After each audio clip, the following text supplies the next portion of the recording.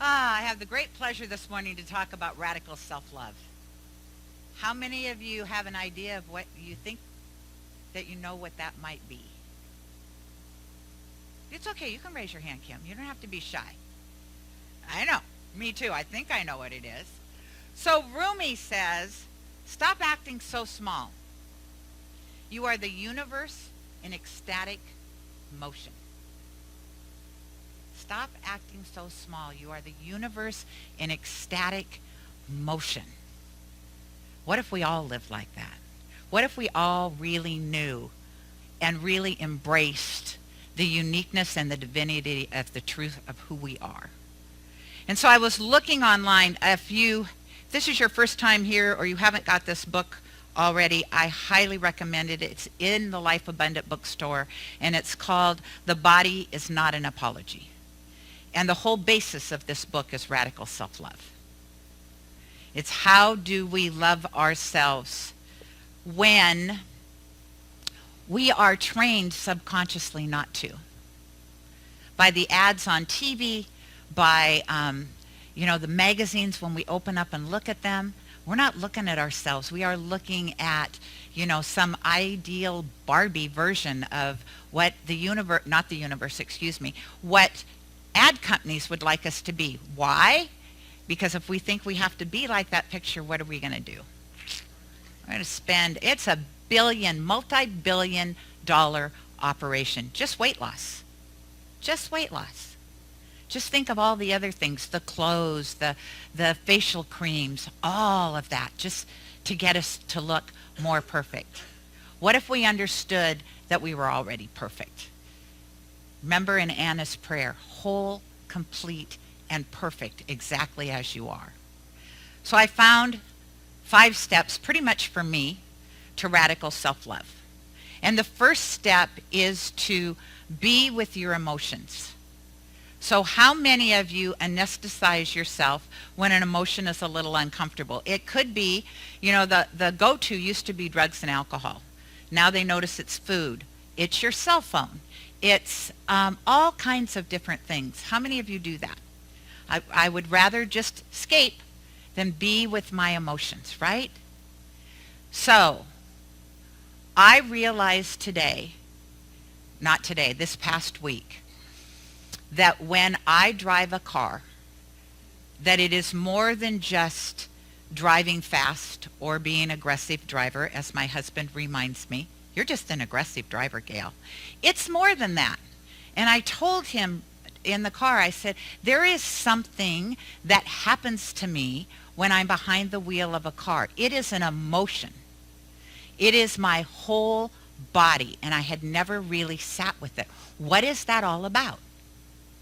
So the first thing I thought of, was, when I was 14 or 15, I don't know how many of you had been to North Bend a long time ago, not now that the freeway's there and the mall and everything. When you leave North Bend now, if you go out across the bridge to get back on the freeway, that bridge actually, when you went across the bridge, it turned into what was known as the South Fork Road. And I used to live at the end of the South Fork Road. And the beginning of it had S-curves. And my dad literally said to me one time, I don't know why, my dad was as square could come. He never outran a policeman in his life. Literally out of his mouth, he said, Gayle, if you ever have to outrun the police, you want to accelerate through the corners, not brake. So I practiced this. Once I got my license, I had the perfect S-curves to practice this through. Okay, Dad says accelerate through the corner, and I thought, that's not it. That's not the emotion I am feeling. And today, during meditation, I got it. So again, if you go back to North Bend before I-90 was built, the way you got out of the valley was on Highway 10. And Highway 10 meant you left the valley and you went up what we called Hospital Hill, because there was a hospital on the hill at the time. I think now there's a casino there. At the time, kind of interesting, but it was a hospital. When I was born, I had a lot of different physical issues, and one of them was my mom figured out I couldn't hear. And the way she figured that out is how I responded to the TV. At the time, yes, I'm old enough, we had TV, so don't go there with me. However, it was black and white. And I would stand in front of the TV, and when there was a bright color, I would clap.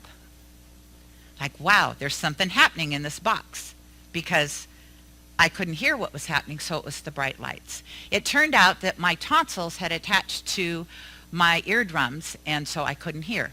So at 2 years old, in the dead of winter, I had a hospital appointment to go in and have the surgery so that they could unattach this and I could hear. It's snowing.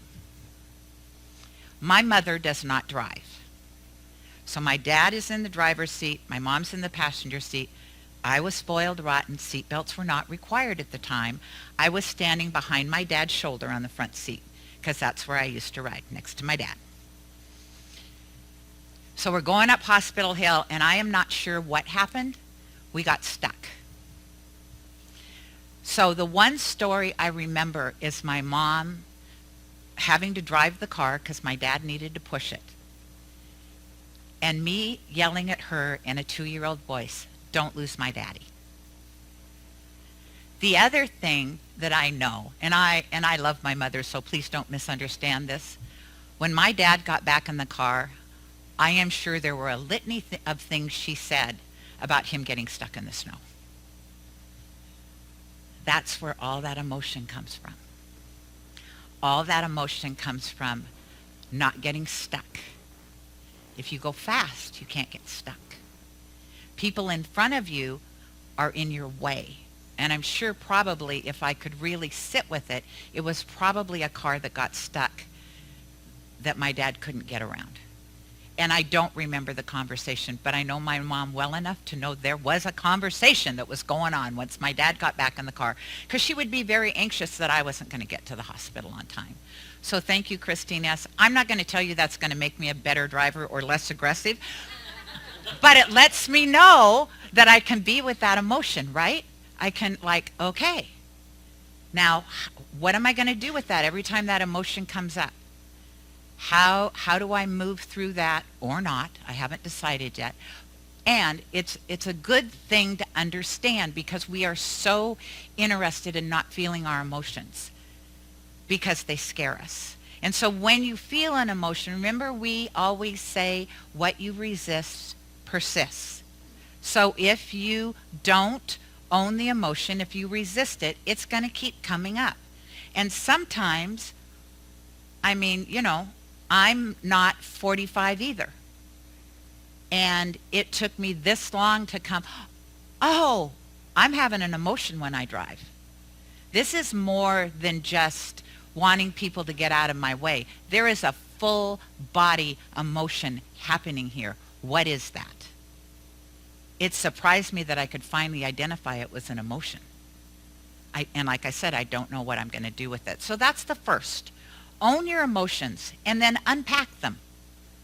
And when your first time you get to, oh yeah, I remember when my dad told me, going through the S-curves. But remember last week I said most of our emotions come from when we were 0 to maybe 6, 7 years old. So it was an opportunity in meditation. Go back a little bit further. And so just to unpack it, because if you don't unpack it, it's not going away, right? It is not going away. Trust me, I'm living, breathing proof of that. So your second step, and I love this. This is not something that I came up with, but I love it. Get yourself a burning bowl and some flash paper. And every time you have a fear that is keeping you stuck, instead of you living your greatness, be it I'm not good enough, I'm too old, I'm too heavy, I'm too thin, I'm too young, whatever it is, write it down on the flash paper. Light your burning bowl on your altar or wherever you want to put it. Doesn't have to be on an altar. Doesn't even really, with flash paper, doesn't even really have to be a burning bowl. Have all of you used flash paper before? The best way to use it is you light it and throw it up in the air. And what happens is it disappears. Just imagine if you started doing that every time a fear came up. I might start carrying flash paper in my car. No, probably not. Probably not a good idea. Yeah. But, we'll see. Yeah, drive faster. Just drive faster. Don't start lighting fires in your car.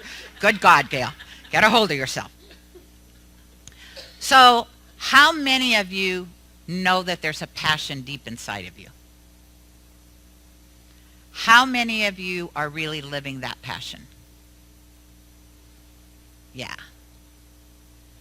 So, step 3, live your passion. Here's the deal. It's not just yours. It doesn't belong to you. It belongs to God. God gave it to you so you could share it with the world. And if you're not sharing it, then you are shortchanging not only the divine who has given you this wonderful way of being, you're shortchanging everybody in this room. You're shortchanging everybody you work with. You're shortchanging your family. You're shortchanging everybody, because what happens when you don't live your passion is your soul is just kind of, I don't think it's happy. I don't think it's happy. And so to really live your passion, have you seen people that live their passion? They smile a lot. It's like they have a little secret and they're not going to tell you what it is, right? They're not going to tell you what it is. And yet you want what they have. You absolutely recognize people that are living their passion. You absolutely get it. You're like, what is it about this person I am so drawn to, that I want to hang out with, that I want to know? And I, first of all, get to know them. Get to know them. Because they are brave and courageous. Nobody said living your passion was easy. Nobody has said, oh, that's just going to be easy. Sorry, I'm going to throw you under the bus here, honey. Ask my husband. He has 2 things that he does really, really, really well. Playing tennis and skiing, snow skiing. He's known that since he was a small child. Either one. He probably could have been a professional skier or a professional tennis player. And yet his passion is writing and playing music. Has it been easy for him? No, it has not. Does he have demons in his head sometimes? Can I share that? Yeah. Every day. Every single day. Every day. And sometimes he'll say things and I'm like, please don't say that about yourself. That's not true. That is not true.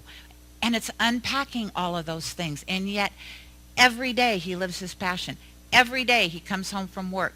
And if I don't get him stuck on the couch, he's up in his studio. His happiest week is this next week, because I'm going to be at Genesis 3 days in a row. He's like, ooh, I get to be in my studio 3 days in a row. And he will literally, from the time he gets home until I pull into the driveway, he will be in that studio. Have you eaten yet? No. No, because he knows this is his time. He gets to sing at the top of his lungs. The dog gets to run around and howl at him if it wants to. So living your passion is regardless of what you are doing on a day-to-day basis does not prevent you from living your passion. You have to go to work. I get that. Doesn't stop you from living your passion. People will say to Paul all the time, oh, how's Dunn Lumber? Do you just love it? And he's on, nope. No, I don't. And he doesn't. But he goes there because it supports the lifestyle that we love. And so in that respect, he's very happy and very grateful that he has a job at Dunn Lumber. What he would prefer to be is a rock star. And since that's not happening right now, he lives both. And so I invite you to live both. Please don't tell yourself, well, I have to do this because I have to make money. Yes, that is probably true. It doesn't mean you can't live your passion. And you could take your passion to work, most of us. Probably he can't sing at Dunn Lumber. I don't know. There's probably a rule there. They want to pay him for waiting on people, not strumming his guitar. But still, many of you can take your passions to your work and not only change yourself, change the people around you. So really living your passion. And stop using excuses. How many of you think I've got such a good excuse why I'm not living my passion?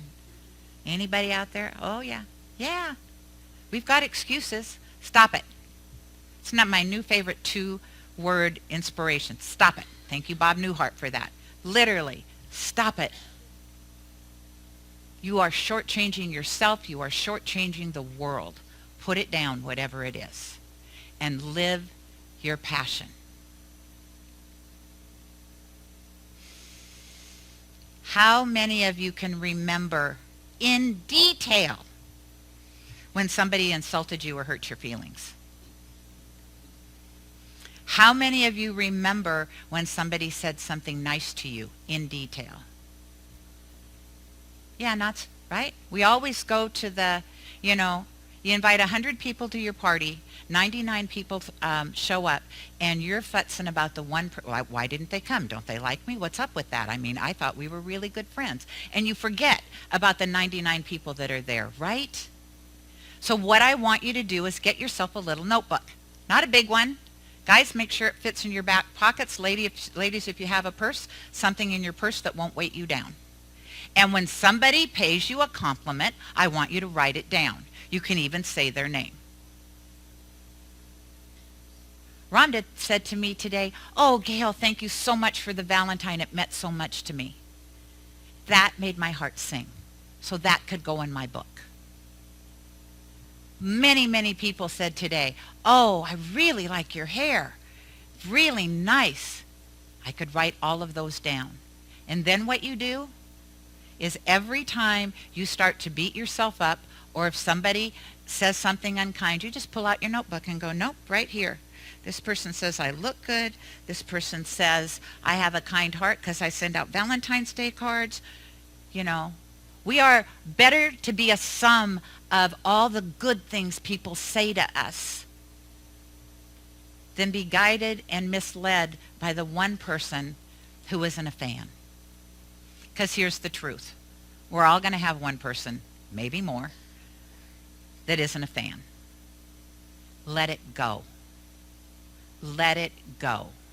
Surround yourself with people who like you and that are going to support you and are going to cheer you on and are going to tell you how fabulous you are.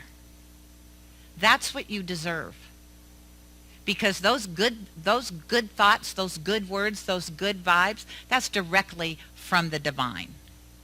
Those naysayers, that's ego-driven BS that they're projecting on you. And if you don't respond, guess who gets to keep that gift? The giver. So literally, if somebody says something unkind, instead of getting all, yeah, and then wanting to respond and wanting to throw something back at them, just look and smile. And they may think you're crazy, and that's okay. Smile anyway, and then walk away. And then that gift gets to stay with them. Because that's all they're trying to do anyway, is get rid of their unhappiness and their uncomfortableness of being who they are in the world. So just don't let that happen. There's some kids saying, and I can't think of it, it's in my head, something about sticking, doesn't stick to me, it sticks to you. Does anybody remember it? There you go. Say it again slower. I am rubber, you are glue. It bounces off me and sticks to you. So just remember that even in your head, because that's going to help you. Because nothing defeats people being unkind to you than if you smile at them or laugh at them and don't respond. Don't respond. Pity the next person they try to do that to, because now it's going to be tenfold, and that's not your problem. Hopefully that person will know that they're rubber and not glue, and you're glue, whatever. I could hear it, but I couldn't say it. Thank you, Christina. And the last one, we all know this. It is probably the first thing you learn here is be grateful. An attitude of gratitude is going to get you so much further in life than the opposite. Be grateful. Be grateful day in and day out. I think that I have shared this before. I'm going to share it again because it taught me not in the moment, but it reminds me about gratitude. And the first time I tried to be clean and sober, I say tried because it's not this last time. I did it for maybe 4 years. I was in an outpatient treatment center, and I was angry at the world. And the treatment person said to me, Gayle, you have things to be grateful for. And I'm like, yeah, no, I don't. I'm forcibly in this treatment center. I don't want to be. Hate my life. You know, I gave her a litany of things. And she said, do you have a car? Are you living in a house? Do you have your own bed? Is there food in your refrigerator? Did you know you can be grateful when the stoplight's red? Because obviously you're not supposed to be going forward right now. Or if the stoplight's green. And I said, and if it's yellow, can I just step on the gas and go faster? But no. So be grateful. There's all these things you can be grateful for. Everything in your life. Imagine, I think somebody said in the gratitude circle, I am just grateful for my life, for my friends, for my family, for this community. Just be grateful. Because if you're grateful, that's a bar of energy that you're putting out to the world. It's a bar of joy that you're putting out to the world. And what happens when we vibrate at that level of joy? Who are we going to attract into our life? More joy. More joy. And I know sometimes that's hard to believe and hard to accept. And I promise you, if you start doing it, you'll start to notice that the people around you are joyful. Because that's who you are. You are God-informed. You are whole, complete, and perfect. And so I invite you this week to sit with your emotions. And when they come up, regardless of the situation, if you're not in a place you can do it at that time, write it down and then start to unpack it. What is that coming from? Where is that in my life? Where did I originally get so hyped up about being in a car? For me, not for you. Unless you've ridden with me, and then maybe you're hyped up too. Just saying. And then buy yourself a burning bowl or not. Just get flash paper. You can get it on Amazon. You have to unpack it before you use it. It comes wet. I didn't know that the first time I was going to use it on a Sunday. So make sure you dry it before you use it.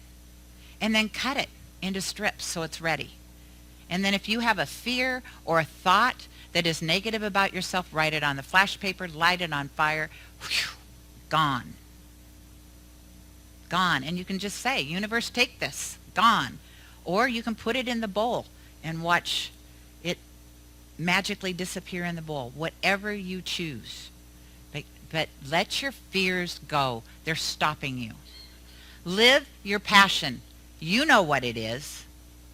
Every single person I think in this room raised their hand when I said, do you know what your passion is? Do you have a passion? Raise their hand.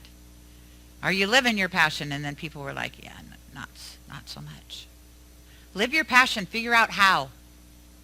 If you don't know how, I encourage you to sit with a practitioner or a minister after service or work with one individually and let them help you decide how do I unwrap this? How do I live my passion and make a living? Whatever that is. Have to peek at the last one. Keep a list of all your qualities, your good ones. So write down when people compliment you, because sometimes we're afraid to say what our qualities are. And so when someone pays a compliment to you, even if it's in the grocery store, that'll freak people out, won't it? Somebody in the grocery store says, "Oh, you have such a beautiful smile. Oh, excuse me. Your name?" Write this down. Your name, please. Reverend Gayle says I need to keep track of these by name. You can, or it doesn't matter. Just write down the compliment. And then last, be grateful. When you wake up in the morning, say, "Thank you, God." That is the simplest prayer you can ever say. So says Master Eckhart. And so start there. Thank you, God. Thank you, God, for this life. Let's take a breath. And if you're ready, you can close your eyes.